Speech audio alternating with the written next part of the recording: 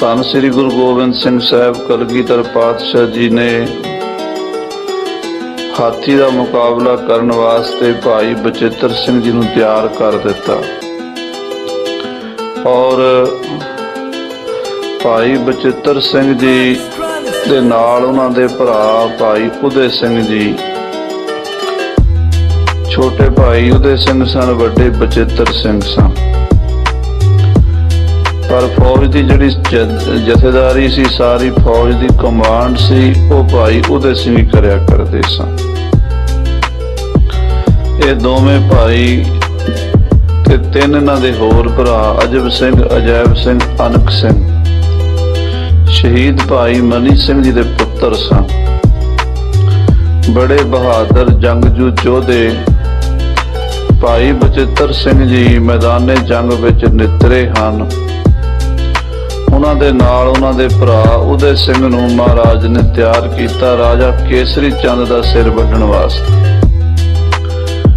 ਰਾਜਾ ਕੇਸਰੀ ਚੰਦ ਜਸਵਾਰੀਆ ਰਾਜਾ ਭੀਮ ਚੰਦ ਦਾ ਉਹ ਸਾਲਾ ਲੱਗਦਾ ਸੀ, ਭੀਮ ਚੰਦ ਉਹਦਾ ਜੀਜਾ ਲੱਗਦਾ ਸੀ। ਭੀਮ ਚੰਦ ਦੀ ਗੁਰੂ ਮਹਾਰਾਜ ਦੇ ਨਾਲ ਬੜੀ ਪੁਰਾਣੀ ਲੜਾਈ ਭੰਗਾਣੀ ਦੇ ਜੰਗ ਤੋਂ ਸ਼ੁਰੂ ਹੋਈ ਸੀ। ਲਗਭਗ 18-20 ਸਾਲ ਇਹਨਾਂ ਦਾ ਗੁਰੂ ਘਰ ਦੇ ਨਾਲ ਤਣਾਅ ਬਣਿਆ ਰਿਹਾ।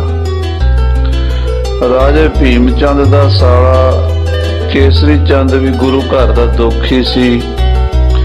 ਅੱਗੇ ਬਹੁਤ ਸਾਲ ਪਹਿਲਾਂ ਦੀਵਾਨ ਆਨੰਦ ਚੰਦ ਜੀ ਤੋਂ ਕੁੱਟ ਖਾ ਕੇ ਗਿਆ ਸੀ। ਇਹਦੇ ਮਨ ਵਿੱਚ ਬੜੀ ਰੜਕ ਸੀ, ਗੁਰੂ ਸਾਹਿਬ ਨੂੰ ਮਾਰਨਾ ਚਾਹੁੰਦਾ ਸੀ। ਰਾਜੇ ਕੇਸਰੀ ਚੰਦ ਨੇ ਕਸਮ ਪਾਈ ਕਿ ਕੱਲ ਸ਼ਾਮ ਤੋਂ ਪਹਿਲਾਂ ਮੈਂ ਕਿਲਾ ਲੋਹਗੜ੍ਹ ਦਾ ਦਰਵਾਜ਼ਾ ਤੋੜ ਦਿਆਂਗਾ, ਜਿਤਨੇ ਗੁਰੂ ਕੇ ਸਿੰਘ ਕਿਲੇ ਵਿੱਚ ਸਭ ਮਾਰ ਦਿਆਂਗਾ ਤੇ ਗੁਰੂ ਗੋਬਿੰਦ ਸਿੰਘ ਦਾ ਸਿਰ ਵੱਢ ਕੇ ਲੈ ਕੇ ਆਵਾਂਗਾ। ਐਡਾ ਵੱਡਾ ਹੌਸਲਾ ਭਾਵੇਂ ਉਹਨੇ ਫਾੜੀ ਮਾਰੀ ਸੀ, ਪਰ ਗੁਰੂ ਕੇ ਸਿੱਖਾਂ ਨੂੰ ਪਤਾ ਲੱਗ ਗਿਆ ਤੇ ਭਾਈ ਆਲਮ ਸਿੰਘ ਜੀ ਕਹਿਣ ਲੱਗੇ, ਮਹਾਰਾਜ ਇਹ ਬੜਾ ਸ਼ਰਾਰਤੀ ਇਲਤੀ ਬੰਦਾ ਹਰ ਵਾਰੀ ਗੁਰੂ ਖਾਲਸੇ ਨਾਲ ਅੜਦਾ ਹੈ, ਇਹਦੇ ਉੱਤੇ ਵੀ ਕੋਈ ਸੂਰਮਾ ਭੇਜੋ ਜਿਹੜਾ ਇਹਦਾ ਵੀ ਸਿਰ ਵੱਢ ਕੇ ਲਿਆਵੇ। ਮਹਾਰਾਜ ਕਹਿਣ ਲੱਗੇ, ਆਲਮ ਸਿੰਘ ਚੰਗੀ ਗੱਲ ਕਹੀ ਹੈ, ਕਿਸੇ ਸਿੰਘ ਨੂੰ ਭੇਜ ਦਿੰਦੇ ਆ।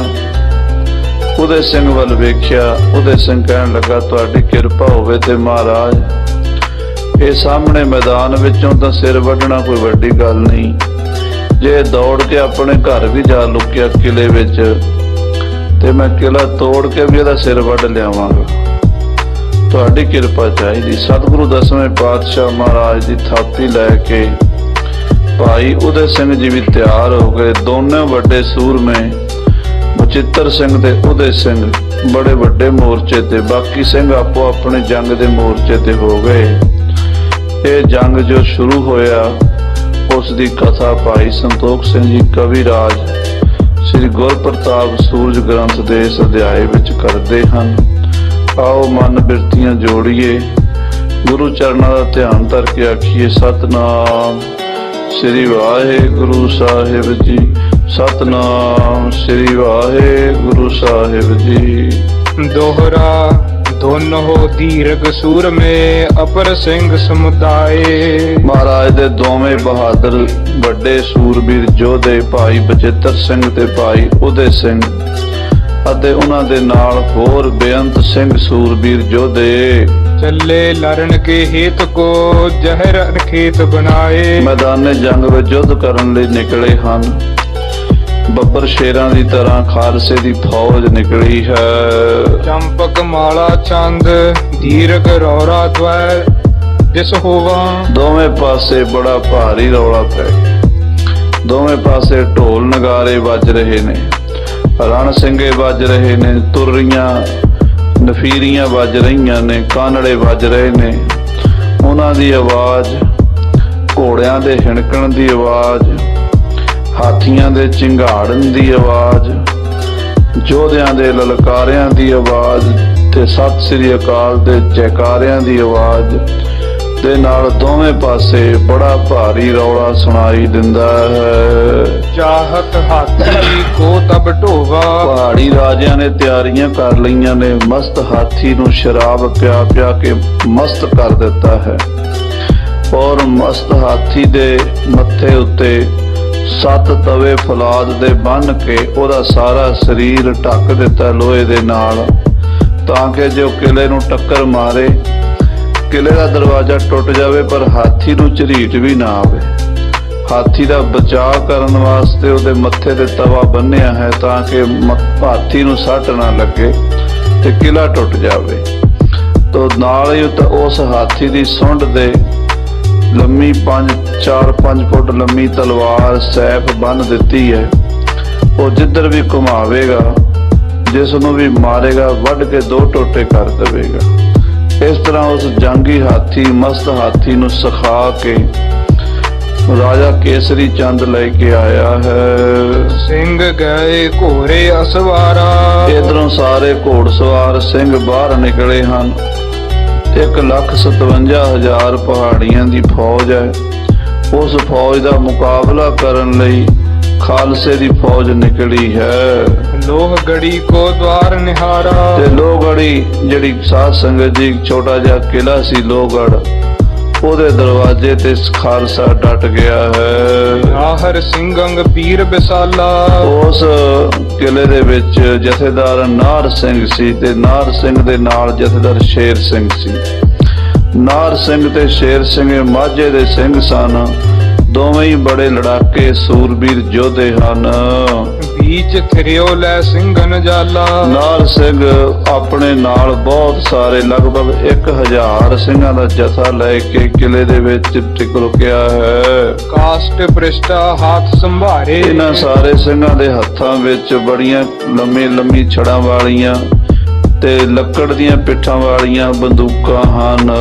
ਜਾਲਦ ਗੋਰੀ ਹੋਇਆ ਕਰ ਤਿਆਰੇ, ਇਹ ਆਪਣੀਆਂ ਬੰਦੂਕਾਂ ਦੀਆਂ ਨਾਲੀਆਂ ਦੇ ਵਿੱਚ ਬੰਦੂਕਾਂ 'ਚ ਬਰੂਦ ਪਾ ਕੇ ਉੱਤੋਂ ਗੋਲੀ ਪਾ ਕੇ ਤੇ ਗਜ ਨਾਲ ਠੋਕਦੇ ਹਨ। ਔਰਤ ਬੈਰੀ ਹੇਰਤ ਆਏ, ਇਹ ਵੈਰੀ ਨੂੰ ਆਉਂਦਿਆਂ ਵੇਖ ਕੇ ਉਹਨਾਂ ਦੀ ਛਾਤੀਆਂ ਦੇ ਨਿਸ਼ਾਨੇ ਲਾ ਲਾ ਕੇ ਗੋਲੀਆਂ ਚਲਾਉਣ ਲੱਗੇ। ਜੈ ਉਤਸਾਹੰ ਵੀਰ ਵਧਾਏ, ਸਾਧ ਸੰਗਤ ਜੀ ਇਹ ਸਿੰਘ ਜਿਹੜੇ ਹਨ ਬੜੇ ਉਤਸ਼ਾਹ ਦੇ ਨਾਲ ਲੱਖਾਂ ਵੈਰੀਆਂ ਦਾ ਮੁਕਾਬਲਾ ਕਰ ਰਹੇ ਹਨ। ਸ੍ਰੀ ਪ੍ਰਭ ਹੋਇ ਰੱਛਾ ਕਰ ਭਾਰੀ, ਸਤਿਗੁਰੂ ਮਹਾਰਾਜ ਸੱਚੇ ਪਾਤਸ਼ਾਹ ਕਿਰਪਾ ਕਰਨ, ਆਪ ਰੱਖਿਆ ਕਰਨ। ਨਾਮ ਸੋ ਲੀਜੈ ਜੈ ਰਣਕਾਰੀ, ਤੋ ਮਹਾਰਾਜ ਅੱਗੇ ਅਰਦਾਸ ਕਰਕੇ ਕਿ ਸਤਿਗੁਰੂ ਸਾਡੀ ਰੱਖਿਆ ਕਰੋ, ਹਮਰੀ ਕਰੋ ਹਾਜ਼ਰ ਰੱਛਾ, ਪੂਰਨ ਹੋਏ ਚਿੱਤ ਕੀ ਇੱਛਾ। ਇਸ ਤਰ੍ਹਾਂ ਅਰਦਾਸਾਂ ਕਰਕੇ ਸਿੰਘ ਗੋਲੀਆਂ ਚਲਾ ਰਹੇ ਹਨ। ਚੰਚਲਾ ਛੰਦ ਛੇਰ ਸਿੰਘ ਦੂਸਰੋ, ਸੋ ਜੂਥਨਾਥ ਬੀਚ ਵੀਰ। ਸਾਧ ਸੰਗਤ ਜੀ ਦੂਸਰੇ ਜਰਨੈਲ ਦਾ ਨਾਮ ਸੀ ਸ਼ੇਰ ਸਿੰਘ। ਨਾਰ ਸਿੰਘ ਵੀ ਕਿਲੇ ਲੋਹਗੜ੍ਹ ਵਿੱਚ ਮੋਰਚੇਬੰਦੀ ਕਰਕੇ ਲੜ ਰਿਹਾ, ਜਥੇਦਾਰੀ ਕਰ ਰਿਹਾ, ਸਿੰਘਾਂ ਦੀ ਕਮਾਨ ਸੰਭਾਲੀ ਬੈਠਾ ਹੈ। ਦੂਸਰੇ ਸਿੰਘ ਦਾ ਨਾਮ ਸ਼ੇਰ ਸਿੰਘ ਹੈ ਜੋ ਲੋਹਗੜ੍ਹ ਦੇ ਕਿਲੇ ਵਿੱਚ ਹੈ। ਤਿਆਰ ਜੰਗ ਖੇਤ ਕੋ, ਸੋ ਲੋਹ ਕੋਟ ਪੌਰਤੀ। ਕਿਲੇ ਲੋਹਗੜ੍ਹ ਦੇ ਦਰਵਾਜ਼ੇ ਦੇ ਕੋਲ ਜੰਗ ਦੇ ਲਈ ਸ਼ੇਰ ਸਿੰਘ ਬੰਦੂਕ ਲੈ ਕੇ ਬੈਠਾ ਹੈ ਔਰ ਸਾਰੀ ਫੌਜ ਦੀ ਦੁਸ਼ਮਣ ਦੀ ਫੌਜ ਉੱਤੇ ਨਿਗਾਹਸਾਨੀ ਕਰ ਰਿਹਾ ਹੈ। ਸੈਨ ਸੈਲ ਨਾਥ ਕੀ ਵਿਸਾਲ ਹੇਲ ਘਾਲ ਘਾ, ਪਹਾੜੀ ਰਾਜਿਆਂ ਦੀ ਫੌਜ ਹੱਲੇ ਤੇ ਹੱਲਾ ਭਾਰੀ ਹੱਲੇ ਕਰ ਰਹੀ ਹੈ। ਮਾਰ ਮਾਰ ਬੋਲਤੀ ਪੁਕਾਰ ਭੂਰ ਡਾਲ ਡਾ, ਮਾਰ ਲੋ ਕਰਦੇ ਹੋਏ ਬਰੌਲਾ ਪਾਉਂਦੇ ਯਾ ਅਲੀ ਯਾ ਮੁਹੰਮਦ ਦੇ ਨਾਰੇ ਮਾਰਦੇ ਹੋਏ, ਹਰ ਹਰ ਮਹਾਦੇਵ ਦੇ ਨਾਰੇ ਮਾਰਦੇ ਹੋਏ ਇਹ ਰਾਜੇ ਪਹਾੜੀਏ ਤੇ ਉਹਨਾਂ ਦੀ ਫੌਜ ਚੜੀ ਆ ਰਹੀ ਹੈ। ਸ੍ਰੀ ਗੁਰੂ ਬੇਲੋਕ ਤੇ ਉਤੰਗ ਥਾਨ ਪੈ ਫਿਰੰਤ, ਮਹਾਰਾਜ ਦਸਵੇਂ ਪਾਤਸ਼ਾਹ ਉੱਚੀ ਥਾਂ ਤੇ ਖੜ ਕੇ ਜੰਗ ਦਾ ਨਜ਼ਾਰਾ ਵੇਖ ਰਹੇ ਹਨ। ਜੰਗ ਮੈਂ ਉਮੰਗ ਕੈ ਤੁਫੰਗ ਸੰਗ ਭਗਿਆੰਤ, ਮਹਾਰਾਜ ਬੜੇ ਉਮੰਗ ਦੇ ਨਾਲ ਆਪਣੇ ਸੂਰਬੀਰ ਯੋਧਿਆਂ ਦਾ ਉਤਸ਼ਾਹ ਵਧਾ ਰਹੇ ਨੇ ਤੇ ਨਾਲੇ ਉੱਤੋਂ ਗੋਲੀਆਂ ਤੇ ਤੀਰਾਂ ਦਾ ਮੀਂਹ ਵਰਾ ਰਹੇ ਨੇ। ਗੋਰੀਆਂ ਤੌਰੀਆਂ ਸੋ ਛੋਰੀਆਂ ਸਰੀਰ ਫੋਰ, ਗੋਰੀਆਂ ਦੌਰੀਆਂ ਦੋਵਾਂ ਪਾਸਿਆਂ ਤੋਂ ਗੋਲੀਆਂ ਚੱਲੀਆਂ, ਛੋਰੀਆਂ ਚੱਲ ਪਈਆਂ, ਜਿਨ੍ਹਾਂ ਨੇ ਸਰੀਰ ਨੂੰ ਫੋੜ ਫੋੜ ਸੁੱਟਿਆ ਹੈ। ਏਰੀਆਂ ਕਨੇਰੀਆਂ ਬਿਖੇਰੀਆਂ ਜੇ ਲੋਥ ਘੋਰ, ਬਹੁਤ ਸਾਰੀਆਂ ਲਾਸ਼ਾਂ ਉਹਨਾਂ ਗੋਲੀਆਂ ਦੇ ਨਾਲ ਧਰਤੀ ਤੇ ਲਿਵਿਛ ਗਈਆਂ ਹਨ। ਮੁੰਡ ਤੁੰਡ ਟੂਟ ਕੇ ਪ੍ਰਚੰਡ ਹੀ ਘਮੰਡ ਘਾਰ, ਬੜਾ ਪ੍ਰਚੰਡ ਯੁੱਧ ਹੋਇਆ ਹੈ। ਇਹੋ ਜਿਹਾ ਘਮੰਡ ਯੁੱਧ ਹੋਇਆ ਹੈ ਕਿ ਬਹੁਤਿਆਂ ਸੂਰਮਿਆਂ ਦੇ ਮੱਥਿਆਂ 'ਚ ਗੋਲੀਆਂ ਵੱਜੀਆਂ ਤੇ ਸਿਰ ਦੇ ਪਟਾਕੇ ਪੈ ਗਏ, ਫੁੱਟ ਗਏ ਸਿਰ। ਜਦੋਂ ਮੱਥੇ 'ਚ ਗੋਲੀ ਵੱਜਦੀ ਹੈ ਤਾਂ ਸਿਰ ਫਟ ਜਾਂਦਾ ਹੈ। ਹਾਂਜੀ, ਟੂਟ ਹਾਥ ਪਾਏਂਗੇ ਸੋ ਜੰਗ ਕੰਧ ਸਰੋਂਡਾ, ਕਈਆਂ ਦੇ ਹੱਥ ਪੈਰ ਟੁੱਟ ਗਏ, ਕਿਸੇ ਦੇ ਮੋਢੇ 'ਚੋਂ ਗੋਲੀ ਲੰਘੀ ਤੇ ਕਿਸੇ ਦੀ ਵੱਖੀ 'ਚੋਂ ਲੰਘ ਗਈ, ਕਿਸੇ ਦੇ ਕਾਲਜੇ 'ਚ ਗੋਲੀ ਵੱਜੀ ਹੈ ਤੇ ਕਿਸੇ ਦੇ ਸਾਧ ਸੰਗਤ ਜੀ ਪੱਟ ਵਿੱਚ ਗੋਲੀ ਵੱਜੀ ਹੈ। ਜਿੱਥੇ ਜਿੱਥੇ ਗੋਲੀ ਵੱਜਦੀ ਹੈ ਅੰਗ ਤੋੜ ਕੇ ਲੰਘ ਜਾਂਦੀ ਹੈ। ਨੈਣ ਕਾਨ ਨਾਕ ਓਠ ਗਰੀਬ ਭਾਲ ਸੀਸ ਲਾਗ, ਕਿਸੇ ਦੀ ਅੱਖਾਂ ਵਿੱਚ ਨੈਣ, ਅੱਖਾਂ 'ਚ ਗੋਲੀ ਲੰਘ ਗਈ ਤੇ ਕਾਣਾ ਹੋ ਗਿਆ ਤੇ ਖਤਮ ਹੋ ਗਿਆ। ਕਿਸੇ ਦੇ ਕੰਨਾਂ ਵਿੱਚੋਂ ਗੋਲੀ ਪਾਰ ਲੰਘ ਗਈ ਤੇ ਕਿਸੇ ਦੇ ਨੱਕ ਦੇ ਵਿੱਚ ਗੋਲੀ ਵੱਜੀ, ਕਿਸੇ ਦੀ ਗਰਦਨ ਤੇ, ਕਿਸੇ ਦੇ ਬੁੱਲ੍ਹਾਂ ਤੇ। ਏਦਾਂ ਸਾਰੇ ਸਰੀਰ ਦੇ ਵਿੱਚੋਂ ਗੋਲੀਆਂ ਲੰਘਦੀਆਂ ਤੇ ਸੂਰਮੇ ਛਾਨਣੀ ਛਾਨਣੀ ਹੋ ਕੇ ਡਿੱਗਦੇ ਹਨ। ਹੋਰ ਦੇਤ ਗੋਰੀਆਂ ਉਤਾਰ ਦੇਤ ਕਾਹ ਪਾ, ਕਿਸੇ ਦੀ ਪੱਗ ਲਾ ਦਿੰਦੀ ਹੈ ਗੋਲੀ ਤੇ ਕਿਸੇ ਦਾ ਮੱਥਾ ਪਾੜ ਦਿੰਦੀ ਹੈ, ਕਿਸੇ ਦੇ ਕਾਲਜੇ 'ਚ ਵੱਜਦੀ ਹੈ ਤੇ ਕਿਸੇ ਦੇ ਢਿੱਡ ਵਿੱਚ ਵੱਜਦੀ ਹੈ। ਗੋਲੀ ਤੋੜ ਕੇ ਲੰਘ ਜਾਂਦੀ ਹੈ ਸਰੀਰ ਨੂੰ। ਸਵਈਆ ਬਾਨ ਸਟਾ ਸਟ ਛੂਟ ਚਲੇ, ਗਨ ਵੀਰ ਕਟਾ ਕਟ ਹੋਣ ਲਗੇ। ਭਾਈ ਸੰਤੋਖ ਸਿੰਘ ਜੀ ਕਵੀ ਕੈਸੇ ਸੋਹਣੇ ਛੰਦ ਲਿਖ ਰਹੇ ਆ ਜੰਗ ਦੇ। ਬਾਨ ਸਟਾ ਸਟ, ਬਾਨ ਸਟਾ ਸਟ ਛੂਟ ਚਲੇ, ਗਨ ਵੀਰ ਕਟਾ ਕਟ ਹੋਣ ਲੱਗੇ।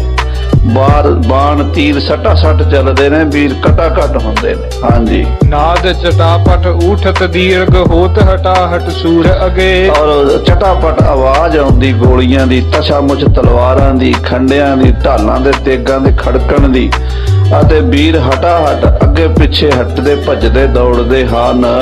ਭੀਖਨ ਭੀਖਨ ਮਾਰ ਮੱਚੀ ਰਜ ਸਰੋਣ ਰਚੀ ਭਟ ਚੀਰ ਪਗੇ, ਬੜੀ ਤਿੱਖੇ ਤੀਰਾਂ ਦੀ ਭਿਆਨਕ ਮਾਰ ਮਚੀ ਹੋਈ ਹੈ। ਸੂਰਮਿਆਂ ਦੇ ਸਰੀਰ ਦੇ ਕੱਪੜੇ ਲਹੂ ਨਾਲ ਲਾਲ ਪੀਲੇ ਹੋ ਗਏ ਨੇ।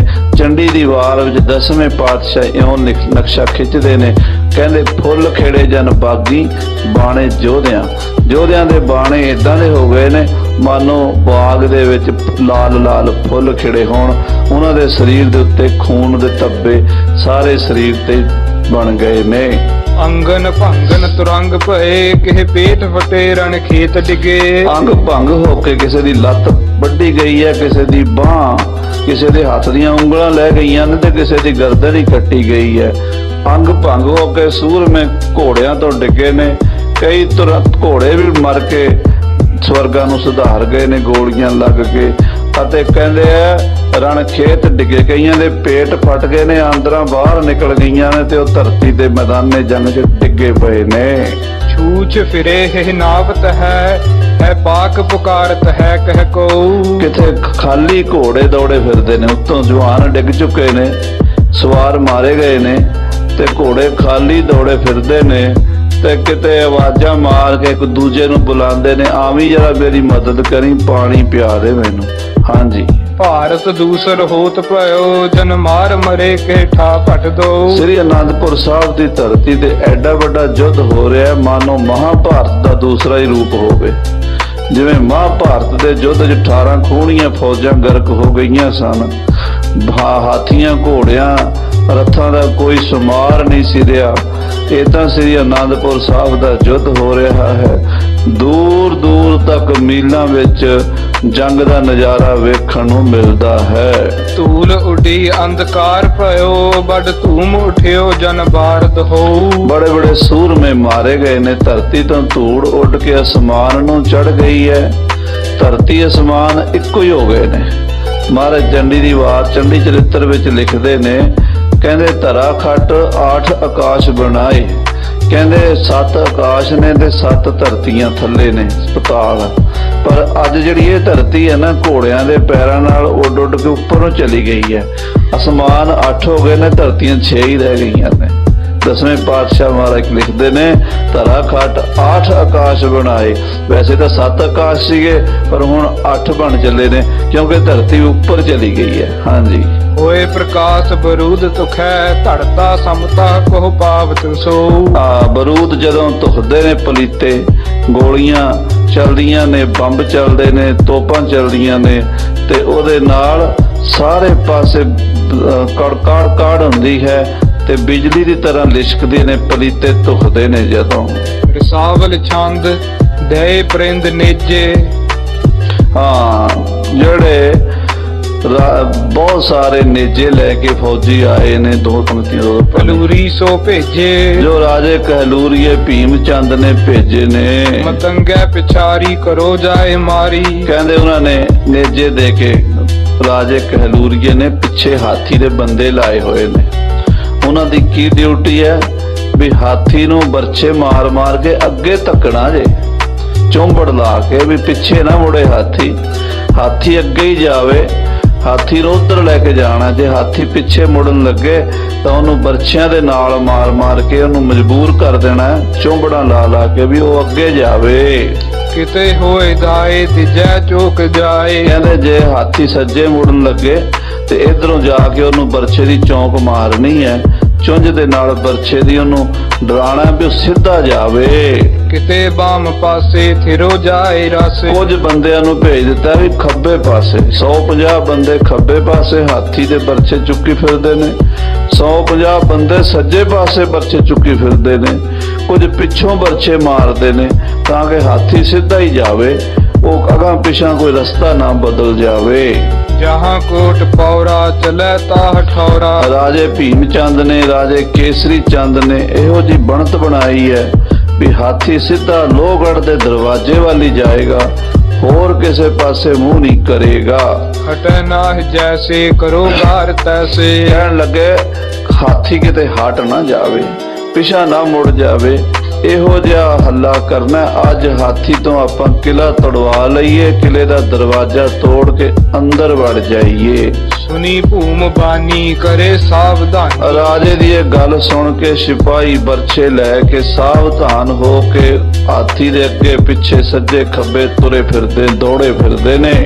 ਬੜੋ ਪੀਲ ਪ੍ਰੇਰਾ ਮਹਾਮਤ ਘੇਰਾ। ਉਹ ਬੜਾ ਵੱਡਾ ਕਾਲੇ ਰੰਗ ਦਾ ਹਾਥੀ ਹੈ, ਏਦਾਂ ਲੱਗਦਾ ਵੀ ਕਾਲਾ ਪਹਾੜ ਤੁਰਿਆ ਫਿਰਦਾ, ਪਹਾੜ ਵਰਗਾ ਕੱਦ ਹੈ ਹਾਥੀ ਦਾ, ਮਾਨੋ ਪਹਾੜਾਂ ਨੂੰ ਖੰਭ ਲੱਗ ਗਏ ਨੇ ਤੇ ਪਹਾੜ ਤੁਰਨ ਲੱਗ ਪਏ ਨੇ। ਇਸ ਤਰ੍ਹਾਂ ਹਾਥੀ ਨਸ਼ੇ ਨਾਲ ਰੱਜਿਆ ਚਿੰਗਾੜਾ ਮਾਰਦਾ, ਅੱਖਾਂ ਲਾਲ ਸੁਰਖ ਕੀਤੀਆਂ ਹੋਈਆਂ ਹਨ। ਮਨੋ ਸੈਲ ਸ੍ਰਿੰਗੰ ਚਲਿਓ ਯੋ ਮਤੰਗੰ। ਮਾਨੋ ਪਹਾੜ ਦੀ ਚੋਟੀ। ਭਾਈ ਸਾਹਿਬ ਸੰਤੋਖ ਸਿੰਘ ਜੀ ਉਹਨੂੰ ਉਪਮਾ ਦੇ ਰਹੇ ਨੇ, ਕਹਿੰਦੇ ਮਾਨੋ ਪਹਾੜ ਦੇ ਕਿਸੇ ਟੁਕੜੇ ਨੂੰ ਖੰਭ ਲੱਗ ਪਏ ਹਨ ਤੇ ਉੱਡਣ ਲੱਗ ਪਿਆ ਹੈ, ਉਹ ਹਾਥੀ ਤੁਰਨ ਲੱਗ ਪਿਆ ਹੈ। ਓੰਕਾਰੇ ਕਰਾਲਾ ਮਹਾ ਓਜ ਵਾਲਾ। ਓੰਕਾਰਾ ਮਾਰਦਾ ਹੈ, ਬੜਾ ਬਲ ਵਾਲਾ ਹਾਥੀ ਹੈ। ਖੁਰਾਕਾਂ ਦੇ ਦੇ ਕੇ ਪਹਾੜੀਆਂ ਨੇ ਇਸ ਹਾਥੀ ਨੂੰ ਤਿਆਰ ਕੀਤਾ ਹੋਇਆ ਜੰਗ ਦੇ ਲਈ। ਸੋਨੇ ਜਾਨ ਪ੍ਰੇਰਾ ਚਿੰਗਾਰੈ ਬਡੇਰਾ। ਨੇਜਿਆਂ ਦੇ ਨਾਲ, ਬਰਛਿਆਂ ਦੇ ਨਾਲ ਚੌਂਬੜਾ ਮਾਰਦੇ ਨੇ ਤੇ ਚੀਕਾਂ ਮਾਰਦਾ, ਚਿੰਗਾੜਦਾ ਹੈ। ਹਨੀ ਕੈਫ ਪਾਨੀ ਚਲਿਓ ਅਗਰ ਥਾਨੀ। ਕਈ ਘੜੇ ਸ਼ਰਾਬ ਦੇ ਪੀਤੇ ਹੋਏ ਨੇ। ਹਾਥੀ ਦੀਆਂ ਆ ਜਿਹੜੀਆਂ ਗੰਢਾਂ ਹੁੰਦੀਆਂ ਨੇ ਨਾ ਕੰਨ ਦੇ ਕੋਲ, ਇੱਥੇ ਨੇਚਰਲੀ ਸ਼ਰਾਬ ਹੁੰਦੀ ਹੈ, ਪਹਿਲਾਂ ਹੀ ਹੁੰਦੀ ਹੈ। ਦੋਵੇਂ ਪਾਸੇ ਹਾਥੀ ਦੇ ਅੰਦਰ ਇਹੋ ਜਿਹੀਆਂ ਪ੍ਰਮਾਤਮਾ ਨੇ 2 ਗੰਢਾਂ ਬਣਾਈਆਂ ਨੇ ਜਿਨ੍ਹਾਂ ਵਿੱਚ ਸ਼ਰਾਬ ਭਰੀ ਰਹਿੰਦੀ ਹੈ। ਤੇ ਜਦੋਂ ਉਹਦਾ ਟਾਈਮ ਆਉਂਦਾ, ਕੋਈ ਰੁੱਤ ਆਉਂਦੀ, ਖਾਸ ਕਰਕੇ ਹੋਲੇ ਮਹੱਲੇ ਦੇ ਦਿਨਾਂ ਵਿੱਚ ਅਸੀਂ ਦੇਖਿਆ ਹੈ ਅਨੰਦਪੁਰ ਸਾਹਿਬ ਤੇ ਹੋਰ ਵੀ ਕਈ ਥਾਵਾਂ ਤੇ, ਉਹ ਜਿਹੜੀ ਸ਼ਰਾਬ ਹੈ ਚੋਣ ਲੱਗ ਜਾਂਦੀ ਹੈ। ਚੋਣ ਦਾ ਮਤਲਬ ਇਹ ਨਹੀਂ ਵੀ ਉਹਦੇ ਚੋਂ ਕੋਈ ਫੁਹਾਰੇ ਫੁੱਟਦੇ ਆ, ਜਿਵੇਂ ਪਸੀਨਾ ਜਿਹਾ ਹੁੰਦਾ ਨਾ, ਇਹ ਤਾਂ ਇੱਥੇ ਉਹਦੇ ਹਾਥੀ ਦੇ ਦੋਵੇਂ ਪਾਸੇ ਪਸੀਨੇ ਵਰਗੀ ਗੰਧ ਆਉਂਦੀ ਹੈ। ਜਦੋਂ ਉਹ ਟਾਈਮ ਹੁੰਦਾ ਹਾਥੀ ਦੇ ਉੱਤੇ, ਉਹਦੀਆਂ ਅੱਖਾਂ 'ਚ ਮਸਤੀ ਆ ਜਾਂਦੀ ਹੈ ਤੇ ਦੇਖਣ ਵਾਲਾ ਹੁੰਦਾ ਉਹ ਏਦਾਂ ਫਿਰ ਝੂਮਦਾ ਹੁੰਦਾ, ਪੂਰੀ ਮਸਤੀ 'ਚ ਕਈ ਘੰਟੇ ਝੂਮੀ ਜਾਂਦਾ, ਆਪਣੀ ਮਸਤੀ 'ਚ ਆਨੰਦ ਲੈਂਦਾ। ਉਹ ਜੇ ਉਹਦੇ ਅੰਦਰ ਪਹਿਲਾਂ ਹੀ ਸ਼ਰਾਬ ਹੈ, ਉਹਨੂੰ ਹੋਰ ਸ਼ਰਾਬ ਪਿਆ ਦਿਓਗੇ ਫਿਰ ਕਿੰਨੀ ਜ਼ਿਆਦਾ ਮਸਤੀ ਹੋ ਜਾਏਗੀ। ਸੋ ਉਹਦੇ ਘੜਿਆਂ ਦੇ ਘੜੇ ਸ਼ਰਾਬ ਹਾਥੀ ਨੂੰ ਪਿਆ ਕੇ ਰਾਜਾ ਕੇਸਰੀ ਚੰਦ ਲਿਆਇਆ ਹੈ। ਪਦਾਤੀ ਹਜ਼ਾਰਾਂ ਮਿਲੇ ਹੈ ਪਿਛਾਰੈ, ਹਜ਼ਾਰਾਂ ਹੀ ਪੈਦਲ ਉਹਦੇ ਪਿੱਛੇ ਪਿੱਛੇ ਤੁਰੇ ਆਉਂਦੇ ਨੇ ਜੰਗ ਕਰਨ ਨੂੰ। ਹਾਥੀ ਪਹਿਲਾਂ ਦਰਵਾਜ਼ਾ ਤੋੜੇਗਾ, ਜਦੋਂ ਦਰਵਾਜ਼ਾ ਟੁੱਟੇਗਾ ਤੇ ਇਹ ਕਈ ਹਜ਼ਾਰ ਫੌਜ ਜਿਹੜੀ ਹੈ ਨਾ ਕਿਲੇ ਦੇ ਅੰਦਰ ਵੜੇਗੀ। ਕੁਝ ਪੌੜੀਆਂ ਲਾ ਕੇ ਉੱਪਰੋਂ ਟੱਪ ਜਾਣਗੇ, ਕੁਝ ਦਰਵਾਜ਼ੇ ਦੇ ਅੰਦਰ ਵੜ ਜਾਣਗੇ। ਇਸ ਤਰ੍ਹਾਂ ਸਾਰੇ ਸਿੱਖਾਂ ਨੂੰ ਮਾਰ ਕੇ ਸਿੰਘਾਂ ਦੀ ਫੌਜ ਖਤਮ ਕਰਕੇ ਤੇ ਬਸ ਫਿਰ ਅਸੀਂ ਦੂਸਰੇ ਕਿਲੇ ਵੀ ਫਤਿਹ ਕਰ ਲਵਾਂਗੇ। ਇਹ ਉਮੀਦ ਲੈ ਕੇ ਰਾਜਾ ਕੇਸਰੀ ਚੰਦ ਮਾਰ ਲੋ ਕਰਦਾ ਆ ਰਿਹਾ ਹੈ। ਤੁਰੰਗੈ ਨਚਾਏ ਭਏ ਬਾਮਦਾਏ, ਘੋੜੇ ਨੱਚਦੇ ਹਨ, ਹਾਥੀ ਚੀਕਦੇ ਹਨ, ਨਗਾਰੇ ਵੱਜਦੇ ਹਨ, ਸੱਜੇ ਖੱਬੇ ਦੌੜਾਂ ਭਗਦੜਾਂ ਮੱਚੀਆਂ ਹੋਈਆਂ ਹਨ। ਜੰਗ ਦਾ ਮੈਦਾਨ ਭਖਿਆ ਹੋਇਆ ਹੈ। ਭੁਜੰਗ ਭਰਿਆਤ ਛੰਦ ਚਲਿਓ ਕੇਸਰੀ ਚੰਦ, ਲੀਨੀ ਕਮਾਨਾ। ਰਾਜਾ ਕੇਸਰੀ ਚੰਦ ਪਹਾੜ ਦਾ ਰਾਜਾ ਗੁਰੂ ਕਲਗੀਧਰ ਪਾਤਸ਼ਾਹ ਜੀ ਦੇ ਸੀਸ ਵੱਢਣ ਦਾ ਇਰਾਦਾ ਲੈ ਕੇ ਮੋਢੇ ਤੇ ਤੀਰ ਕਮਾਨ, ਗਾਤਰੇ ਢਾਲ ਤਲਵਾਰ ਸਜਾ ਕੇ ਸ਼ਸਤਰਾਂ ਨਾਲ ਸਜਿਆ ਬਲੀ ਘੋੜੇ ਤੇ ਸਵਾਰ ਹੋ ਗਿਆ, ਹਾਥੀ ਦੇ ਪਿੱਛੇ ਪਿੱਛੇ ਆ ਰਿਹਾ ਹੈ। ਗਹੇ ਬਾਨ ਤਿੱਖੇ ਗੁਨੰਗ ਸਦਤਨ, ਬੜੇ ਤਿੱਖੇ ਤੀਰ ਉਹਨੇ ਆਪਣੇ ਪੱਥੇ 'ਚ ਭਰੇ ਹੋਏ ਨੇ। ਕਮਾਨ ਵਿੱਚ ਚਾੜ ਕੇ ਸਿੱਖਾਂ ਨੂੰ ਤੀਰਾਂ ਦਾ ਨਿਸ਼ਾਨਾ ਬਣਾ ਰਿਹਾ ਹੈ। ਪ੍ਰਹਾਰੈ ਚਲੈ ਸਾਮੂਹ ਕੋਟ ਪੌਰਾ, ਔਰ ਰਾਜਾ ਕੇਸਰੀ ਚੰਦ ਲੋਹਗੜ੍ਹ ਦੇ ਕਿਲੇ ਵੱਲ ਦੌੜਿਆ ਆ ਰਿਹਾ ਹੈ ਤੇ ਤੀਰਾਂ ਦੀ ਵਰਖਾ ਕਰੀ ਆਉਂਦਾ ਹੈ। ਕਰੀ ਹਾਲ ਹੂਲੰਗ ਪਰਿਓ ਭੂਰ ਰੋਗਾ, ਬੜੀ ਹਾਲ ਹੂਲ ਮਚੀ ਹੋਈ ਹੈ, ਰੌਲਾ ਮਚਿਆ ਹੋਇਆ ਹੈ। ਮਾਰ ਲੋ ਕਰਦੇ ਆ ਰਹੇ ਨੇ। ਭਇਓ ਭੀਮ ਚੰਦੰ ਕਿਤੇ ਦੂਰ ਪਾਛੇ, ਰਾਜਾ ਭੀਮ ਚੰਦ ਬੁੱਢਾ ਹੋ ਚੱਲਿਆ ਹੈ ਤੇ ਉਹ ਪਿੱਛੇ ਖੜ ਕੇ ਜੰਗ ਨੂੰ ਦੇਖ ਰਿਹਾ ਹੈ। ਫਤਿਹ ਕੋਟ ਕਹਿ ਹੈ ਇਹ ਮਨਚੀਤ ਛਾ, ਔਰ ਰਾਜਾ ਭੀਮ ਚੰਦ ਆਪਣੇ ਮਨ ਵਿੱਚ ਇਹ ਖੁਆਇਸ਼ ਰੱਖਦਾ ਹੈ, ਇੱਛਾ ਰੱਖਦਾ ਹੈ ਕਿ ਅੱਜ ਕਿਲਾ ਲੋਹਗੜ੍ਹ ਤੋੜ ਕੇ ਤੇ ਅਸੀਂ ਸਾਰੇ ਜੰਗ ਨੂੰ ਫਤਿਹ ਕਰ ਲਵਾਂਗੇ। ਕਟੋਚੀ ਹੰਡੂਰੀ ਹੁਤੇ ਔਰ ਰਾਜੇ ਕਟੋਚੀਏ ਤੇ ਹੰਡੂਰੀਏ ਬਾਈ ਧਾਰ ਦੇ ਜਿਹੜੇ ਹੋਰ ਛੋਟੇ ਰਾਜੇ ਹਨ, ਭਏ ਬਾਮਦਾਏ ਚਲੇ ਜੁਧ ਕਾਜੇ, ਉਹ ਵੀ ਆਪਣੀਆਂ ਫੌਜਾਂ ਦੇ ਦਸਤੇ ਲੈ ਕੇ ਆਪਣੀਆਂ ਮਿਸਲਾਂ ਲੈ ਕੇ ਹਾਥੀ ਦੇ ਸੱਜੇ ਖੱਬੇ ਦੌੜੇ ਆਉਂਦੇ ਨੇ। ਦੋ ਸਿੰਘ ਜੋਧੇ ਗੁਰੂ ਆਪ ਭੇਜੇ, ਇਹ ਜੋ 10ਵੇਂ ਪਾਤਸ਼ਾਹ ਮਹਾਰਾਜ ਕਲਗੀਧਰ ਜੀ ਨੇ ਜੋ ਦੋ ਸੂਰਬੀਰ ਯੋਧੇ ਬੱਬਰ ਸ਼ੇਰ ਦੀ ਨਿਆਈ ਭਾਈ ਬਚਿੱਤਰ ਸਿੰਘ ਤੇ ਭਾਈ ਉਦੈ ਸਿੰਘ ਜੀ ਨੂੰ ਭੇਜਿਆ ਹੈ। ਬੜੇ ਕੋਟ ਮੈਂ ਜਾਏ ਲੀਨੇ ਸੋਨੇਜੇ, ਉਹ ਕਿਲਾ ਲੋਹਗੜ੍ਹ ਵਿੱਚ ਜਾ ਵੜੇ ਹਨ ਤੇ ਗੁਰੂ ਸਾਹਿਬ ਦੇ ਬਖਸ਼ੇ ਹੋਏ ਦੋਵੇਂ ਨੇਜੇ ਉਹਨਾਂ ਦੇ ਕੋਲ ਹਨ। ਜਿਤੇ ਸਿੰਘ ਸੰਗੀ ਕਰੇ ਜੋ ਰਿਆਏ, ਜਿੰਨੇ ਉਹਨਾਂ ਦੇ ਨਾਲ ਸਾਥੀ ਸਨ, ਸੰਗੀ ਸਨ, ਬਲੀ ਸਨ, ਸਾਰੇ ਜ਼ੋਰ ਪਾ ਕੇ ਆਏ ਹਨ। ਫੰਗੈ ਪ੍ਰਹਾਰੈ ਤੜਾਕੇ ਉਠਾਏ, ਉਹ ਸਿੰਘ ਵੀ ਦੁਸ਼ਮਣ ਦੇ ਉੱਤੇ ਗੋਲੀਆਂ ਦਾ ਮੀਂਹ ਵਰਾ ਰਹੇ ਨੇ। ਦੋਹਰਾ ਉਤੋ ਅਗਮਪੁਰ ਮੋਰਚਾ ਤਹਾਂ ਪਰਿਓ ਕਮਸਾਨ, ਇੱਕ ਮੋਰਚਾ ਅਗੰਮਪੁਰਾ ਸਾਧ ਸੰਗਤ ਜੀ ਜਦੋਂ ਆਪਾਂ ਅਨੰਦਪੁਰ ਸਾਹਿਬ ਤੋਂ ਕਿਲਾ ਹੋਲਗੜ੍ਹ ਨੂੰ ਜਾਂਦੇ ਆ ਤੇ ਉਸ ਤੋਂ ਅਗਲੇ ਪਾਸੇ ਅਗੰਮਪੁਰਾ ਪਿੰਡ ਹੈ। ਅਗੰਮਪੁਰਾ ਇਸ ਕਰਕੇ ਵੀ ਕਹਿੰਦੇ ਆ ਕਿ ਉੱਥੇ ਮਾਤਾ ਜੀਤੋ ਜੀ ਦਾ ਸੱਚਖੰਡ ਅਗੰਮ ਨੂੰ ਜਾਣਾ ਹੋਇਆ ਸੀਗਾ। ਮਾਤਾ ਜੀ ਦਾ ਉੱਥੇ ਸੰਸਕਾਰ ਹੋਇਆ ਸੀ। ਅਗੰਮਪੁਰਾ ਉਹਨੂੰ ਅਗੰਮਗੜ੍ਹ ਵੀ ਕਹਿੰਦੇ ਹਨ। ਖਾਲਸੇ ਤੋਂ ਜਿੱਥੇ ਵੀ ਭਾਵੇਂ 4 ਇੱਟਾਂ ਲਾਈਆਂ ਹੁੰਦੀਆਂ ਸੀ ਉਹਨੂੰ ਹੀ ਕਿਲਾ ਕਹਿੰਦੇ ਹੁੰਦੇ ਸੀਗੇ, ਕਿਉਂਕਿ ਜਿੱਥੇ ਸਿੰਘ ਦਾ ਮੋਰਚਾ ਉਹ ਕਿਲਾ ਹੀ ਹੈ, ਭਾਵੇਂ ਥੋੜਾ ਜਿਹਾ ਹੀ ਥਾਂ ਹੋਵੇ, ਕਹਿੰਦੇ ਗੜ੍ਹ ਹੈ। ਤੋ ਅਨੰਦਪੁਰ ਸਾਹਿਬ ਦੇਖੋ, ਤਾਰਾਗੜ੍ਹ, ਫਤਿਹਗੜ੍ਹ, ਲੋਹਗੜ੍ਹ, ਕੇਸਗੜ੍ਹ, ਹੋਲਗੜ੍ਹ, ਦੁਮਾਲਗੜ੍ਹ, ਅਗੰਮਗੜ੍ਹ, ਕਿੰਨੇ ਸਥਾਨ। ਅੱਜ ਕੱਲ ਤਾਂ ਵੈਸੇ 5 ਕਿਲੇ ਕਹਿੰਦੇ ਆ, ਪਰ ਜੇ ਦੇਖਿਆ ਜਾਵੇ ਜ਼ਿਆਦੇ ਬਣਦੇ। ਤਾਰਾਗੜ੍ਹ, ਫਤਿਹਗੜ੍ਹ, ਆਨੰਦਗੜ੍ਹ, ਲੋਹਗੜ੍ਹ, ਹੋਲਗੜ੍ਹ, ਅਗੰਮਗੜ੍ਹ, ਕੇਸਗੜ੍ਹ, ਦੁਮਾਲਗੜ੍ਹ, ਸਾਰੇ ਗੜ੍ਹ ਹੀ ਨੇ। ਖਾਲਸੇ ਤੇ ਜਿੱਥੇ ਸਿੰਘ ਬੈਠਾ ਉਹੀ ਕਿਲਾ। ਤੋ ਉਹ ਮਹਾਰਾਜ ਦੇ ਗੜ੍ਹ ਖਾਲਸੇ ਦੇ ਕਿਲੇ ਸਨ।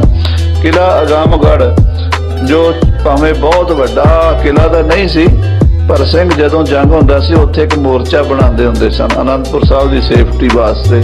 ਭਾਵੇਂ ਉਹ ਕੱਚੀ ਮਿੱਟੀ ਰੱਖ ਕੇ ਹੀ ਬਣਾ ਲੈਂਦੇ ਹੋਣ, ਭਾਵੇਂ ਪੱਥਰ ਇਕੱਠੇ ਕਰਕੇ ਹੀ ਬਣਾ ਲੈਂਦੇ ਹੋਣ, ਪਰ ਉਸ ਕਰਕੇ ਉਸ ਜਗ੍ਹਾ ਨੂੰ ਅਗੰਮਗੜ੍ਹ ਕਹਿੰਦੇ ਹਾਂ।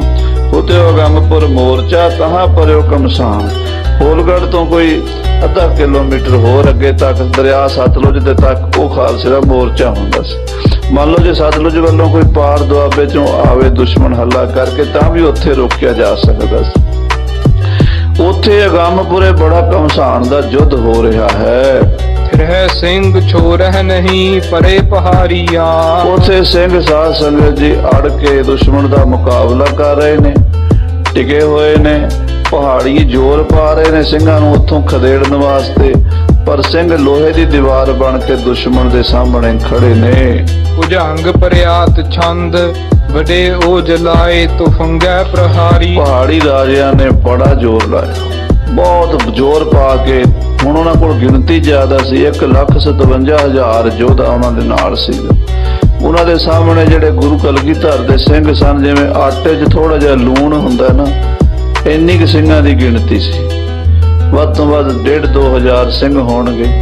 1,57,000 ਬੰਦੇ ਦੇ ਸਾਹਮਣੇ 1,000-2,000 ਸਿੰਘ ਕਿੰਨਾ ਕੁ ਚਿਰ ਅੜ ਸਕਦੇ ਹਨ।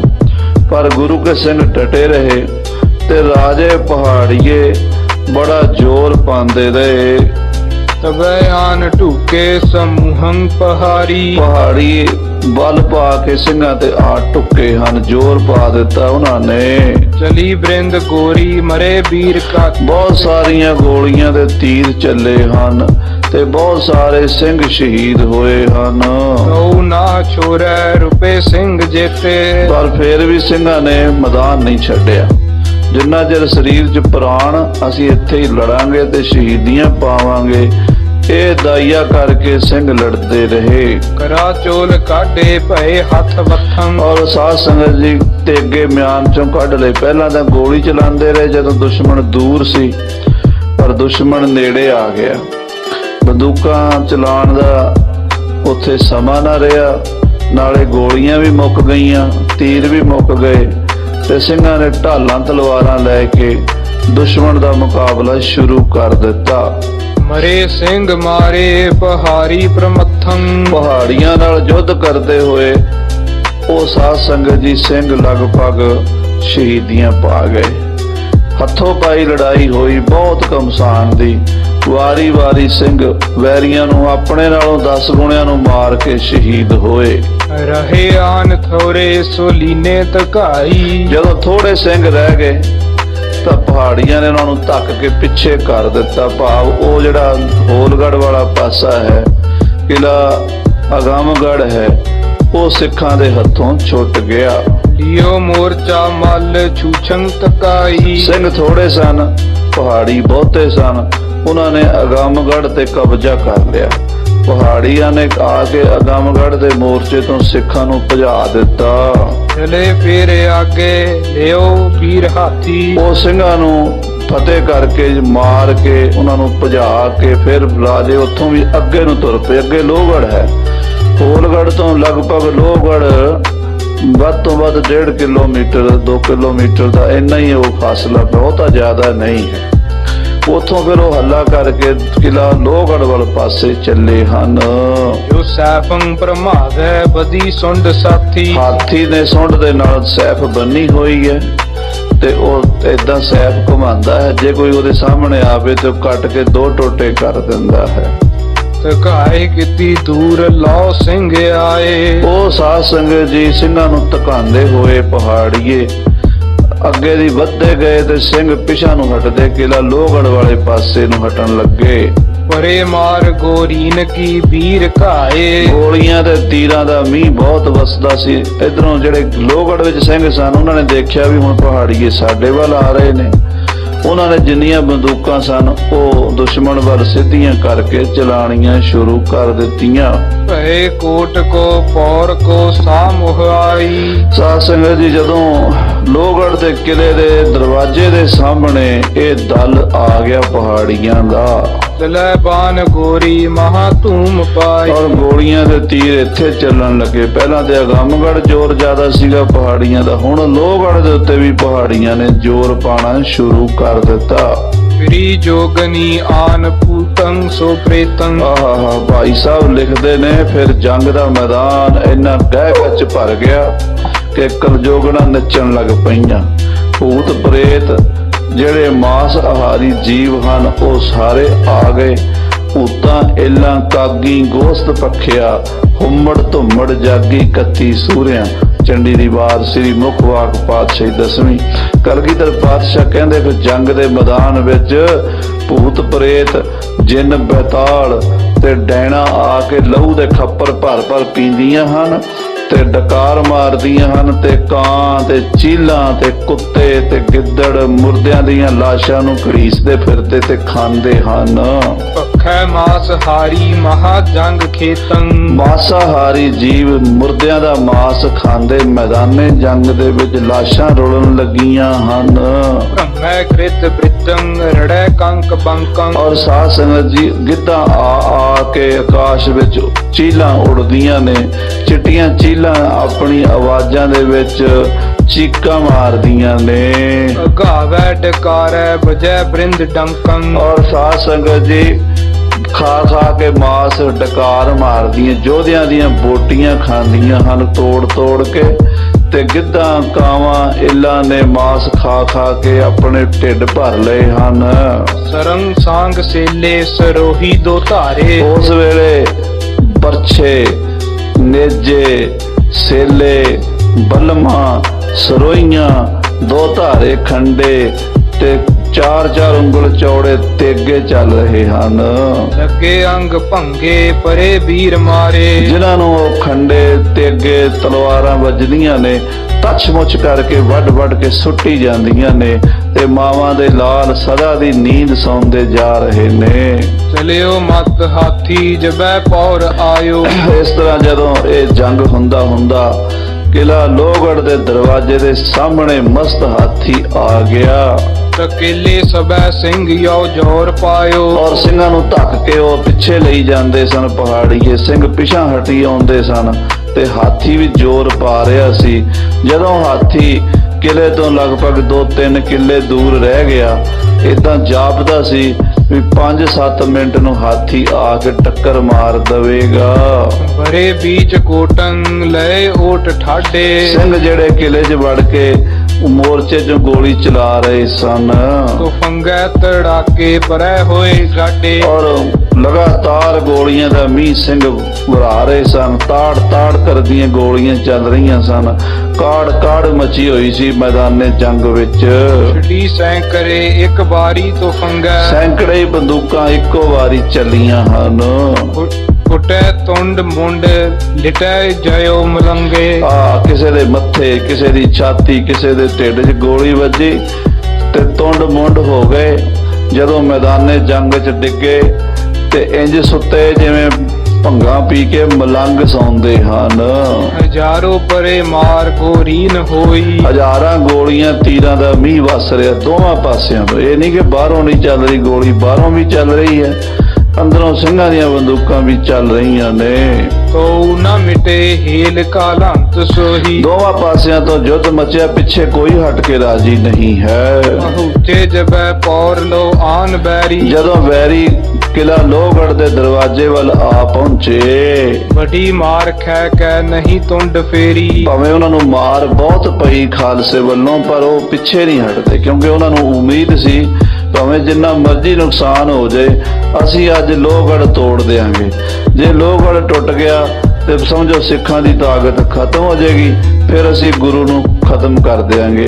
ਇਦਾਂ ਦਾ ਇਰਾਦਾ ਲੈ ਕੇ ਪਹਾੜੀਏ ਢੀਠ ਬਣ ਕੇ ਵਧੇ ਆਉਂਦੇ ਸਨ। ਕਰਾ ਚੋਲ ਕਾਢੇ ਚਹਿ ਸੋ ਪ੍ਰਵੇਸੇ। ਉਹ ਹੁਣ ਤਲਵਾਰਾਂ ਉਹਨਾਂ ਨੇ ਮਿਆਨ ਚੋਂ ਕੱਢ ਲਈਆਂ। ਪਹਾੜੀ ਰਾਜਿਆਂ ਨੂੰ ਇੰਜ ਲੱਗਣ ਲੱਗਾ ਉਹਨਾਂ ਦੀ ਫੌਜ ਨੂੰ ਬਈ ਹੁਣ ਲੜਾਈ ਹੱਥੋਂ ਹੱਥੀ ਹੋਣੀ ਹੈ, ਦਰਵਾਜ਼ਾ ਟੁੱਟਣ ਵਾਲਾ ਹੀ ਹੈ। ਜਿਉਂ ਹੀ ਦਰਵਾਜ਼ਾ ਟੁੱਟੇਗਾ ਤੇ ਅਸੀਂ ਇੱਕਦਮ ਛਾਲਾਂ ਮਾਰ ਕੇ ਅੰਦਰ ਵੜਾਂਗੇ, ਫਿਰ ਸਿੱਖਾਂ ਨਾਲ ਸਾਡੀ ਹੱਥੋਂ ਹੱਥੀ ਲੜਾਈ ਢਾਲਾਂ ਤਲਵਾਰਾਂ ਦੀ ਹੋਵੇਗੀ। ਦਇਓ ਢੋਏ ਹਾਥੀ ਪ੍ਰਹਾਰੈ ਵਸਿਸੇ। ਏਦਾਂ ਉਹਨਾਂ ਨੇ ਹਾਥੀ ਨੂੰ ਚੌਂਬੜਾ ਮਾਰ ਮਾਰ ਕੇ ਅੱਗੇ ਕਰ ਦਿੱਤਾ। ਧੜਾ ਧਾੜ ਗਹਿਰੈ ਤੋ ਫੰਗੈ ਪ੍ਰਹਾਰੈ। ਸਾਧ ਸੰਗਤ ਜੀ, ਉਸ ਵੇਲੇ ਗੋਲੀਆਂ ਕਾੜ ਕਾੜ ਤਾੜ ਤਾੜ ਵੱਜ ਰਹੀਆਂ ਸਨ ਤੇ ਧੜਾ ਧੜ ਸੂਰਮੇ ਧਰਤੀ ਤੇ ਲਿਟ ਰਹੇ ਸਨ। ਕਿਲੇ ਮੋਰਚੇ ਮੈਂ ਖਰੇ ਸਿੰਘ ਮਾਰੈ। ਔਰ ਮੋਰਚਿਆਂ ਵਿੱਚੋਂ ਸਿੰਘ ਗੋਲੀਆਂ ਚਲਾ ਰਹੇ ਸਨ ਕਿਲੇ ਲੋਹਗੜ੍ਹ ਵਿੱਚੋਂ। ਪਰੀ ਲੋਥ ਪੈ ਲੋਥ ਪੋਰੰਗ ਅਗਾਰੀ। ਲਾਸ਼ਾਂ ਦੇ ਢੇਰ ਦਰਵਾਜ਼ੇ ਦੇ ਸਾਹਮਣੇ ਲੱਗ ਗਏ। ਲੋਹਗੜ੍ਹ ਸਾਹਿਬ ਦਾ ਸਾਹਮਣਾ ਮੈਦਾਨ ਲਾਸ਼ਾਂ ਨਾਲ ਭਰ ਗਿਆ। ਇੱਕ ਲਾਸ਼ ਦੇ ਉੱਤੇ ਦੂਜੀ ਦੇ ਤੀਜੀ ਤੇ ਚੌਥੀ। ਏਦਾਂ ਲੱਗਦਾ ਜਿਵੇਂ ਸਵਰਗ ਦੀਆਂ ਪੌੜੀਆਂ ਲੱਗੀਆਂ ਹੁੰਦੀਆਂ ਨੇ। ਘੋੜੇ ਥੱਲੇ ਜਵਾਨ ਉੱਤੇ, ਜਵਾਨ ਥੱਲੇ ਘੋੜੇ ਉੱਤੇ ਡਿੱਗੇ ਪਏ ਹਨ। ਗਏ ਜੂਝ ਕੇ ਤੇ ਬਕੈ ਮਾਰ ਮਾਰੀ। ਮਾਰ ਲੋ ਕਰਦੇ ਹੋਏ ਆਪ ਹੀ ਮਾਰੇ ਗਏ ਹਨ ਬਹੁਤੇ। ਰਲਤ ਪਦ ਛੰਦ ਤਬ ਬਚਿੱਤਰ ਸਿੰਘ ਹਿਰਦੈ ਵਿਚਾਰਿਓ। ਇਹ ਅਵਸਰ ਅਬ ਮੇਰਾ। ਹੁਣ ਦੇਖਿਆ ਭਾਈ ਬਚਿੱਤਰ ਸਿੰਘ ਦਰਵਾਜ਼ੇ ਦੇ ਪਿਛਲੇ ਪਾਸੇ ਦੋਵੇਂ ਭਰਾ ਪਰਛੇ ਲੈ ਕੇ ਖੜੇ ਸਨ, ਪੂਰੇ ਤਿਆਰ ਬਰ ਤਿਆਰ ਹੋ ਕੇ। ਜਦੋਂ ਬਚਿੱਤਰ ਸਿੰਘ ਨੇ ਦੇਖਿਆ ਹਾਥੀ ਮਾਰ ਥੱਲੇ ਆ ਗਿਆ ਹੈ, ਕਿਉਂਕਿ ਜਦੋਂ ਵਾਰ ਕਰਨਾ ਹੁੰਦਾ ਨਾ ਸੂਰਮੇ ਨੇ, ਉਹਨੇ ਇਹ ਦੇਖਣਾ ਹੁੰਦਾ ਵੀ ਮੈਂ ਕਿੰਨੀ ਦੂਰੋਂ ਦੌੜ ਕੇ ਜਾਵਾਂ ਤੇ ਮੇਰੀ ਤਾਕਤ ਪੂਰੀ ਪਵੇਗੀ, ਕਿੰਨੇ ਕਦਮ ਮੈਨੂੰ ਦੌੜਨ ਲਈ ਚਾਹੀਦੇ ਨੇ, ਕਿੰਨਾ ਉਹ ਅੱਗੇ ਵਧੇਗਾ ਉਹਨੇ ਟਾਈਮ ਦੇ ਵਿੱਚ ਤੇ ਮੈਂ ਉੱਥੇ ਪਹੁੰਚਾਂਗਾ। ਜਦੋਂ ਉਹ ਸਾਰੀ ਗੱਲ ਨੂੰ ਉਹਨੇ ਭਾਂਪ ਲਿਆ ਤਾਂ ਫਿਰ ਉਹਨੇ ਆਪਣਾ ਘੋੜਾ ਕੱਸ ਲਿਆ। ਹਾਂਜੀ, ਸਤੋ ਮਤੰਗ ਅੰਗ ਮੈਂ ਬਰਛਾ ਕਰਕੇ ਓਜਕ ਨਹੀਂ। ਭਾਈ ਬਚਿੱਤਰ ਸਿੰਘ ਘੋੜੇ ਤੇ ਸਵਾਰ ਹੋ ਕੇ ਹੱਥ 'ਚ ਬਰਛਾ ਲੈ ਕੇ ਉਡੀਕ ਰਿਹਾ ਸੀ ਹਾਥੀ ਨੂੰ, ਕਿਉਂਕਿ ਮਹਾਰਾਜ ਨੇ ਕਿਹਾ ਸੀ ਤੂੰ ਸਿਰਫ ਹਾਥੀ ਤੇ ਧਿਆਨ ਦੇਣਾ, ਹੋਰ ਪਾਸੇ ਨਹੀਂ। ਸਾਰਾ ਆਪਣਾ ਧਿਆਨ ਹਾਥੀ ਤੇ ਕੇਂਦਰਿਤ ਕਰ ਲੈਣਾ, ਤੂੰ ਹਾਥੀ ਨੂੰ ਮਾਰਨਾ ਹੈ। ਭਾਈ ਬਚਿੱਤਰ ਸਿੰਘ ਨੇ ਵੇਖਿਆ ਹਾਥੀ ਮਾਰ ਥੱਲੇ ਆ ਗਿਆ ਹੈ ਆਰੂੜ ਕਰ ਠਾਡੋ ਅੰਤਰ ਉਦੇ ਸਿੰਘ ਕੇ ਪਾਸਾ। ਕਿਲੇ ਦਾ ਦਰਵਾਜ਼ਾ ਵੱਡਾ ਬੰਦ ਸੀ। ਉਹ ਦਰਵਾਜ਼ੇ ਦੇ ਕੋਲ ਭਾਈ ਬਚਿੱਤਰ ਸਿੰਘ ਦੇ ਉਹਦੇ ਸਿੰਘ ਨੇੜੇ ਦੋਵੇਂ ਘੋੜਿਆਂ ਦੇ ਸਵਾਰ ਖੜੇ ਸਨ, ਦੇਖ ਰਹੇ ਸਨ ਕਿ ਜਦੋਂ ਹਾਥੀ ਨੇੜੇ ਆਵੇਗਾ ਅਸੀਂ ਦਰਵਾਜ਼ਿਓਂ ਬਾਹਰ ਹੋਵਾਂਗੇ। ਮਾਦਕ ਚੜਿਓ ਮਸਤ ਅਤ ਹੋਵਾ ਸਭ ਸੋ ਬਾਕ ਪ੍ਰਕਾਸ਼ਾ। ਵੀਰ ਰਸ ਵਿੱਚ ਤਿਆਰ ਬਰ ਤਿਆਰ ਹੋਇਆ ਤੇ ਭਾਈ ਸਾਹਿਬ ਭਾਈ ਬਚਿੱਤਰ ਸਿੰਘ ਬਰਛੇ ਵੱਲ ਵੇਖ ਕੇ ਖਾਲਸੇ ਨੂੰ ਕਹਿਣ ਲੱਗਾ, ਖੋਲ ਕਪਾਟ ਦੇਹੋ ਮੁਝੇ ਆਗੈ ਦੇਖੋ ਜੰਗ ਮਤੰਗਾ। ਕਹਿਣ ਲੱਗਾ ਖਾਲਸਾ ਜੀ ਹੁਣ ਦਰਵਾਜ਼ਾ ਖੋਲ ਦਿਓ। ਹੁਣ ਹਾਥੀ ਦੇ ਨਾਲ ਕਲਗੀਧਰ ਦਾ ਸ਼ੇਰ ਚੱਲਿਆ ਲੜਨ ਵਾਸਤੇ। ਮਹਾਰਾਜ ਦਸਵੇਂ ਪਾਤਸ਼ਾਹ ਸਹਾਇਤਾ ਕਰਨ ਕਹਿ ਕੇ ਭਾਈ ਬਚਿੱਤਰ ਸਿੰਘ ਨੇ ਦਰਵਾਜ਼ਾ ਖੋਲਣ ਦਾ ਇਸ਼ਾਰਾ ਕਰ ਦਿੱਤਾ। ਅਪਰ ਸਬਨ ਕੋ ਤੁਮ ਦਿਟ ਝਾਲੋ ਸਲਖ ਕਫੰਗਨ ਸੰਗਾ। ਕਹਿਣ ਲੱਗਾ ਖਾਲਸਾ ਜੀ ਬਾਕੀਆਂ ਨੂੰ ਤੁਸੀਂ ਸਾਂਭ ਲਓ, ਹਾਥੀ ਨੂੰ ਮੈਂ ਦੇਖਦਾ ਹਾਂ। ਚਲਾਈ ਚੱਲੋ ਗੋਲੀਆਂ, ਵੈਰੀ ਦੇ ਸੀਨੇ ਛਾਨਣੀ ਕਰਦੇ ਜਾਓ ਤੇ ਹਾਥੀ ਦਾ ਛਾਨਣੀ ਮੈਂ ਕਰਾਂਗਾ, ਮੱਥਾ ਪਾੜਾਂਗਾ। ਉਹਦੇ ਸਿੰਘ ਕੇ ਬਾਟੇ ਆਇਓ ਹਤੇ ਕੇਸਰੀ ਚੰਦਾ। ਉਹਦੇ ਸਿੰਘ ਦੇ ਹਿੱਸੇ ਆਇਆ ਹੈ ਕੇਸਰੀ ਚੰਦ ਤੇ ਮੇਰੇ ਹਿੱਸੇ ਆਇਆ ਉਹਦਾ ਹਾਥੀ। ਨਾ ਹਾਥੀ ਵਾਪਸ ਜਾਏਗਾ ਤੇ ਨਾ ਕੇਸਰੀ ਚੰਦ ਬਚ ਕੇ ਜਾਏਗਾ। ਐਸੀ ਕਰੋ ਮਾਰ ਮਿਲ ਸਿੰਘ ਹੋ ਤਰ ਪਰ ਧਰ ਹੋਇ ਬ੍ਰਿੰਦ। ਖਾਲਸਾ ਜੀ ਇਹੋ ਜੀ ਮਾਰ ਮਾਰੋਗੇ ਪਹਾੜੀਏ ਯਾਦ ਰੱਖਣ ਰਹਿੰਦੀ ਦੁਨੀਆ ਤੱਕ। ਇਮ ਕਹਿ ਕਰ ਕਪਟ ਖੁਲਵਾਏ ਹੈ ਕੀ ਬਾਗ ਉਠਾਈ। ਇਹ ਕਹਿ ਕੇ ਭਾਈ ਬਚਿੱਤਰ ਸਿੰਘ ਨੇ ਦਰਵਾਜ਼ਾ ਖੁਲਵਾ ਦਿੱਤਾ ਲੋਹਗੜ੍ਹ ਦਾ। ਜਿਹੜੇ ਦਰਵਾਜ਼ੇ ਨੂੰ ਪਹਾੜੀਏ ਤੋੜਨਾ ਚਾਹੁੰਦੇ ਸੀ ਤੇ ਤੋੜ ਕੇ ਖੋਲਣਾ ਚਾਹੁੰਦੇ ਸੀ, ਖਾਲਸਾ ਕਹਿੰਦਾ ਤੁਹਾਡੇ ਤੋੜਨ ਦੀ ਲੋੜ ਨਹੀਂ, ਸੀ ਆਪ ਖੋਲ ਕੇ ਦੇਖਦੇ ਆ ਵੀ ਕਿਵੇਂ ਤੁਸੀਂ ਨੇੜੇ ਆਉਂਦੇ ਹੋ। ਦਰਵਾਜ਼ਾ ਖੁੱਲ ਗਿਆ ਤੇ ਭਾਈ ਸਾਹਿਬ ਬਚਿੱਤਰ ਸਿੰਘ ਆਪਣੇ ਘੋੜੇ ਦੀਆਂ ਵਾਗਾਂ ਨੂੰ ਜਰਾ ਉਤਾਂ ਨੂੰ ਕੀਤਾ। ਸਮੁਖ ਮਤੰਗ ਆਵ ਤੋ ਪਿੱਖ ਕਰ ਗਮਨਿਓ ਕੇ ਹਰਨਿਆਇਓ। ਸਾਹਮਣੇ ਆਉਂਦੇ ਹਾਥੀ ਨੂੰ ਵੇਖ ਕੇ ਜਿਵੇਂ ਚੀਤਾ ਜਾਂ ਬੱਬਰ ਸ਼ੇਰ ਆਪਣੇ ਸ਼ਿਕਾਰ ਤੇ ਜਾਂਦਾ, ਏਦਾਂ ਦੌੜ ਕੇ ਘੋੜਾ ਲੈ ਕੇ ਭਾਈ ਸਾਹਿਬ ਜੀ ਗਏ ਹਨ। ਸਰਬਤ ਉਠਨ ਲਾਲ ਵਿਚੋਲਨ ਫਰਕਤ ਮੂਛ ਉਠਾਈ। ਭਾਈ ਸੰਤੋਖ ਸਿੰਘ ਜੀ ਵੀ ਵੀਰ ਰਸ ਦੇ ਕਵੀ ਹਨ, ਸਾਰੇ ਰਸ ਉਹਨਾਂ ਦੀ ਕਵਿਤਾ ਵਿੱਚ ਹਨ। ਕਹਿੰਦੇ ਚਰਬਤ ਉਠਨ, ਗੁੱਸੇ 'ਚ ਆਇਆ ਬਚਿੱਤਰ ਸਿੰਘ ਆਪਣੇ ਬੁੱਲਾਂ ਨੂੰ ਟੁੱਕਦਾ ਹੈ, ਬੁੱਲਾਂ ਦੇ ਉੱਤੇ ਦੰਦ ਪੀਂਦਾ ਹੋਇਆ ਤੇ ਅੱਖਾਂ ਲਾਲ ਸੁਰਖ ਕੀਤੀਆਂ ਹੋਈਆਂ। ਜਦੋਂ ਦੌੜਿਆ ਉਹਦਾ ਘੋੜਾ ਹਵਾ ਦੇ ਨਾਲ ਗੱਲਾਂ ਕਰਨ ਲੱਗਾ। ਕੁੱਟੀ ਚੱਡੀ ਕੁਟਿਲ ਮੁਖ ਲਾਲੀ ਸ਼ਮਸ਼ ਮਹਾ ਛਬ ਛਾਈ। ਆਹਾ ਕਹਿੰਦੇ ਪ੍ਰਗਟੀ ਚੜੀ, ਅੱਖਾਂ ਜਿਹੜੀਆਂ ਕਮਾਨ ਦੀ ਤਰ੍ਹਾਂ ਚੜੀਆਂ ਹੋਈਆਂ ਸਨ, ਚਿਹਰਾ ਲਾਲ ਸੁਰਖ ਸੀ, ਅੱਖਾਂ ਵਿੱਚ ਲਾਲੀ ਸੀ, ਸਮਸ ਮਹਾ ਛਪ ਪਾਈ। ਜਦੋਂ ਘੋੜਾ ਦੌੜਿਆ ਨਾ, ਦਾੜਾ ਜਿਹੜਾ ਅੱਧਾ ਇੱਧਰ ਨੂੰ ਹੋ ਗਿਆ ਤੇ ਅੱਧਾ ਇੱਧਰ ਨੂੰ ਹਵਾ ਦੇ ਨਾਲ ਕਾਲ ਦਾ ਰੂਪ ਬਣ ਗਿਆ। ਮਨ ਹੋ ਕ੍ਰੋਧ ਤੇ ਛੇਰ ਸਟਾ ਉੱਠ ਭੀਖਨ ਦਰਸ਼ਨ ਹੋਵਾ। ਏਦਾਂ ਜਿਵੇਂ ਕਿਸੇ ਸੁੱਤੇ ਸ਼ੇਰ ਨੂੰ ਜਗਾ ਦਿੱਤਾ ਹੋਵੇ ਤੇ ਉਹ ਆਪਣੀ ਪੂਛ ਹਿਲਾਉਂਦਾ ਨਾ, ਜਦੋਂ ਸ਼ੇਰ ਆਪਣੀ ਪੂਛ ਖੜੀ ਕਰਦਾ ਸਮਝੋ ਬਸ ਹੁਣ ਖਤਰਾ ਹੈ। ਖਾਲਸੇ ਦੀਆਂ ਮੁੱਛਾਂ ਜਦੋਂ ਖੜੀਆਂ ਹੋ ਜਾਂਦੀਆਂ ਉਸ ਵੇਲੇ ਸਮਝੋ ਦੁਸ਼ਮਣ ਦਾ ਕਾਲ ਆ ਜਾਂਦਾ ਹੈ। ਹਾਂਜੀ, ਤੋਮਰ ਧਰ ਕੇ ਹਾਥ ਉਭਾਰਿਓ ਹਾਥੀ ਮਸਤਕ ਜੋਵਾ। ਭਾਰੀ ਬਰਛਾ ਹੱਥ ਵਿੱਚ ਤੇ ਭਾਈ ਸਾਹਿਬ ਨੇ ਏਦਾਂ ਬਰਛਾ ਉਹਦਾ ਨੂੰ ਕੀਤਾ ਫਿਰ ਤੇ ਹਾਥੀ ਦਾ ਮੱਥਾ ਵੇਖਿਆ। ਪਗ ਕੋ ਬਲ ਰਕਾਬ ਪਰ ਕਰਕੇ ਉਛਲਿਓ ਆਸਨ ਛੋਰਾ। ਘੋੜਾ ਏਦਾਂ ਉੱਡਿਆ ਜਿਵੇਂ ਬਿਜਲੀ ਜਾਂਦੀ ਹੈ, ਇੱਥੇ ਬਟਨ ਦੱਬੀਏ ਤੇ ਉਹ ਕਰੰਟ ਜਾਂਦਾ ਨਾ। ਪਤਾ ਉਦੋਂ ਹੀ ਲੱਗਾ ਜਦੋਂ ਭਾਈ ਸਾਹਿਬ ਦਾ ਘੋੜਾ ਹਾਥੀ ਦੇ ਸਾਹਮਣੇ ਜਾ ਪਹੁੰਚਿਆ। ਜਾਂਦੇ ਹੋਏ ਭਾਈ ਬਚਿੱਤਰ ਸਿੰਘ ਜੀ ਦੋਵੇਂ ਪੈਰ ਰਕਾਬਾਂ 'ਚ ਪਾ ਕੇ ਖੜੇ ਹੋ ਗਏ, ਖਲੋ ਕੇ ਉੱਚੇ ਹੋ ਕੇ। ਸਭ ਸਰੀਰ ਕੋ ਓਜ ਸੰਭਾਰ ਕੇ ਹੈ ਪਾਦਿਓ ਗਜ ਓਰਾ। ਸਾਰੇ ਸਰੀਰ ਦਾ ਬਲ ਸੰਭਾਲ ਕੇ, ਕਿਉਂਕਿ ਸਾਧ ਸੰਗਤ ਜੀ ਵਾਰ ਕਰਨਾ ਕੋਈ ਸੌਖਾ ਕੰਮ ਨਹੀਂ ਹੁੰਦਾ। ਪੈਰ ਦੇ ਅੰਗੂਠੇ ਤੋਂ ਲੈ ਕੇ ਸਿਰ ਦੀ ਚੋਟੀ ਤੱਕ ਜਿੰਨੇ ਸਰੀਰ ਦੀਆਂ 3.5 ਕਰੋੜ ਨਾੜੀਆਂ ਹਨ ਉਹਨਾਂ ਨੂੰ ਇਕਾਗਰ ਕਰਨਾ ਪੈਂਦਾ।